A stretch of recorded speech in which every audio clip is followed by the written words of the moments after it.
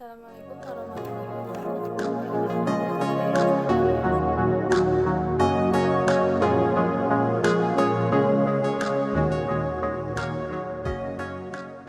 Assalamualaikum warahmatullahi wabarakatuh. Perkenalkan, nama saya Stefania Rizky. Saya akan menjelaskan tentang penggabungan usaha.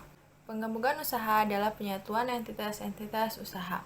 Penggabungan entitas usaha yang terpisah adalah suatu alternatif perluasan secara internal melalui akuisisi atau pengembangan kekayaan perusahaan secara bertahap dan seringkali memberikan manfaat bagi semua entitas yang bersatu dan pemiliknya.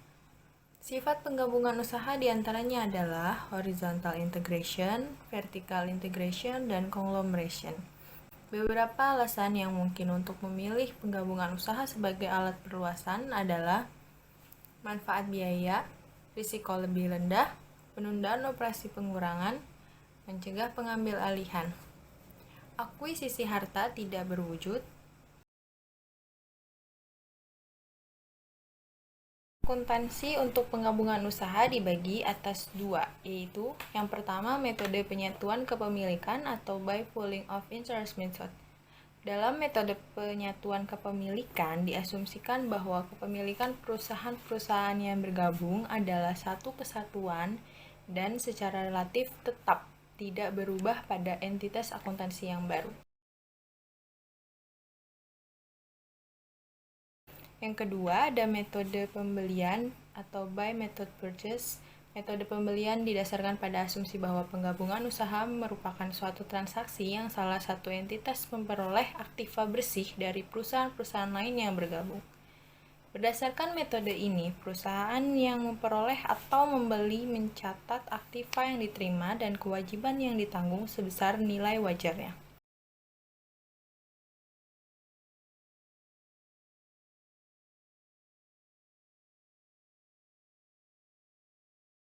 Penggabungan horizontal, yaitu penggabungan perusahaan-perusahaan yang sejenis yang menjadi satu perusahaan yang lebih besar. Yang kedua ada penggabungan vertikal, yaitu penggabungan perusahaan yang sebelumnya. Keduanya mempunyai hubungan yang saling menguntungkan. Misalnya, suatu perusahaan lain yang kemudian supplier bahan baku perusahaan lain yang bergabung agar dapat terjaga adanya kepastian bahan baku dan kontinuitas produksi atau berkelanjutan. Yang ketiga ada penggabungan konglomerat, yaitu merupakan kombinasi dari penggabungan horizontal dan vertikal.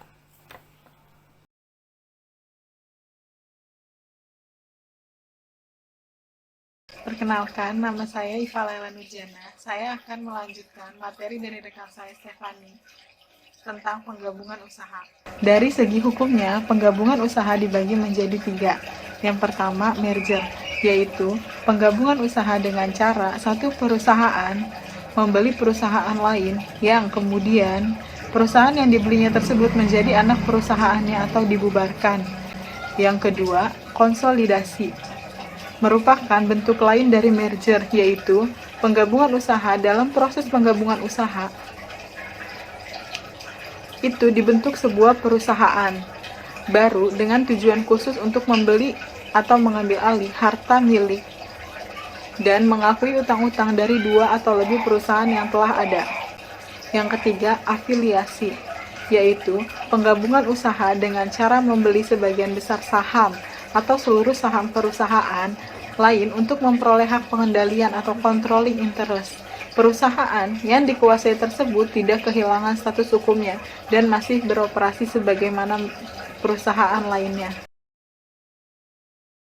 Berdasarkan PSAK nomor 22 tahun 1999, terdapat 2 jenis penggabungan usaha. Yang pertama, akuisisi atau acquisition adalah suatu penggabungan usaha di mana salah satu perusahaan, yaitu pengakuisisi atau acquirer, memperoleh kendali atas aktiva neto dan operasi perusahaan yang diakuisisi atau acquire dengan memberikan aktiva tertentu, mengakuisisi suatu kewajiban atau mengeluarkan saham.